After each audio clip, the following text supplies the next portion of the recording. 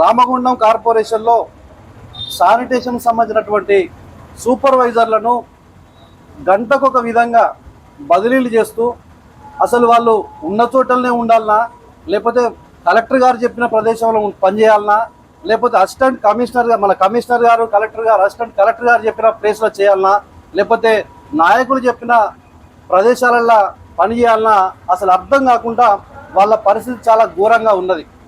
ఎందుకంటే కార్పొరేషన్లో వారు కనుక సరిగ్గా పనిచేయకపోతే ఈ రామగుండం కార్పొరేషన్ మొత్తం కూడా అస్తవ్యస్తంగా ఉంటుంది.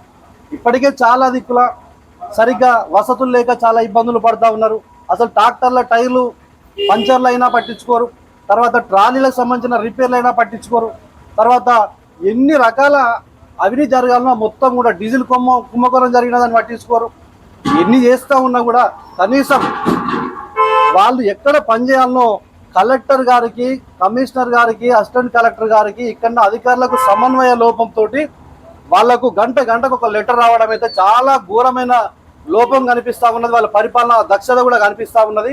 వారు ప్రభుత్వ సొమ్ముతోటి, ప్రజల సొమ్ముతోటి వారు అధికారులుగా, కలెక్టర్లుగా, ఇన్ఛార్జి కలెక్టర్లుగా ఉన్నటువంటి వీరు ఇక్కడ ఉన్నటువంటి చిన్న చిన్న పనులు చేసుకునేటువంటి సూపర్వైజర్లను అనునిత్యం ప్రజల మధ్య ఉండే వాళ్ళను చాలా ఇబ్బందులకు గురి చేస్తూ ఉన్నారు. నిజంగా మీకు చిత్తశుద్ధి ఉంటే మొన్న చూసినాం, పేపర్లలో చూస్తూ ఉన్నాం, బెల్లం అమ్ముకుంటా ఉన్నారు, డీజిల్ అమ్ముకున్నారు. ఎన్ని రకాల కుంభకోణాలు జరగాలో గన్ని జరుగుతుంది మున్సిపల్ మీద. వాటి మీద దృష్టి పెట్టండి. కానీ అనవసరంగా వీళ్ళను వాళ్ళని అటు ఇటు దింపి ఇక్కడ ప్రజలకు సంబంధించినటువంటి పనులు కానియకుండా చూడడం చాలా బాధాకరం. ఇప్పటికైనా సరే ఇక్కడ ఉన్నటువంటి కమిషనర్ కానీ, అదేవిధంగా కలెక్టర్ కానీ, ఇక్కడ ఉన్నటువంటి ఎమ్మెల్యే గారు కూడా ప్రత్యేక దృష్టి పెట్టి ఎవరెవరు ఈ దొంగ పనులు చేస్తూ ఉన్నారో, ఎవరైతే ఇక్కడ ఉన్నటువంటి మొత్తం కూడా మున్సిపాలిటీని భ్రష్టు పట్టిస్తానో వారి మీద ఖచ్చితంగా చర్యలు తీసుకోవాలి.